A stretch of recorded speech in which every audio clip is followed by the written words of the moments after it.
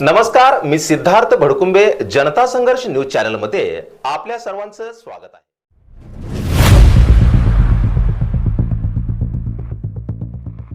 सोलापूर जिल्हा परिषद मुख्यालयात काल दिनांक 27 मे वार बुधवार रोजी दुपारनंतर अचानक जिल्हा परिषद अध्यक्ष दीपक वैद्य आणि उपाध्यक्ष इंद्रजित पवार यांनी धडक तपासणी करत विविध विभागांची पाहणी केली.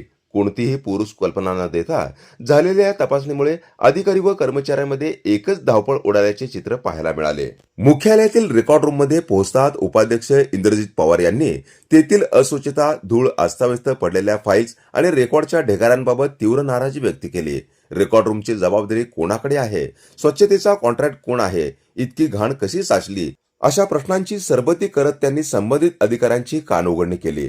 रेकॉर्ड रूम मधील परिस्थिती पाहून त्यांनी तातडीने साफसफाई करण्याच्या सूचना दिल्या. तसेच मुख्यालयाच्या देखभाल व स्वच्छतेसाठी नियुक्त कंत्राटदाराला तात्काळ बोलवण्याचे आदेशही देण्यात आले. यानंतर अध्यक्ष दीपक वैद्य आणि उपाध्यक्ष इंद्रजित पवार यांनी प्राथमिक शिक्षण विभाग, माध्यमिक शिक्षण विभाग तसेच आरोग्य विभागाची तपासणी केली. यावेळी हालचाल रजिस्टर तपासण्यात आले.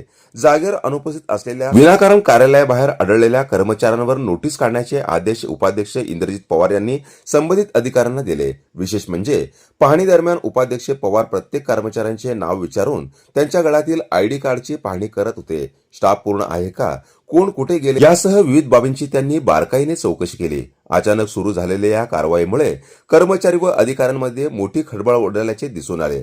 उपाध्यक्ष इंद्रजित पवार यांच्या धडक कार्यशैलीची तुलना उपस्थितांकडून अभिनेता अनिल कपूर यांच्या नायक चित्रपटाशी केली जात होती. चित्रपटातील धडक प्रशासनातील कारवाईप्रमाणेच उपाध्यक्ष इंद्रजित पवार प्रत्यक्ष विभागामध्ये फिरून कर्मचाऱ्यांची चौकशी करत असल्याची चर्चा मुख्यालय परिसरात रंगली होती. पत्रकारांशी बोलताना उपाध्यक्ष इंद्रजित पवार म्हणाले, आम्ही दुपारी सहज जेवण केले आणि अध्यक्षांना म्हटलं चला थोडं फिरून येऊ. यानंतर रेकॉर्ड रूमसह सर्व विभागांची पाहणी केली.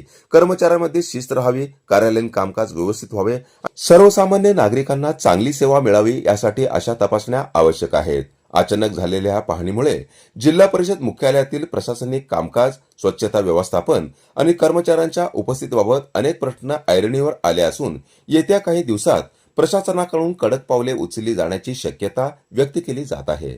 जनता संघर्ष न्यूज, सिद्धार्थ भडकुंबे, सोलापूर.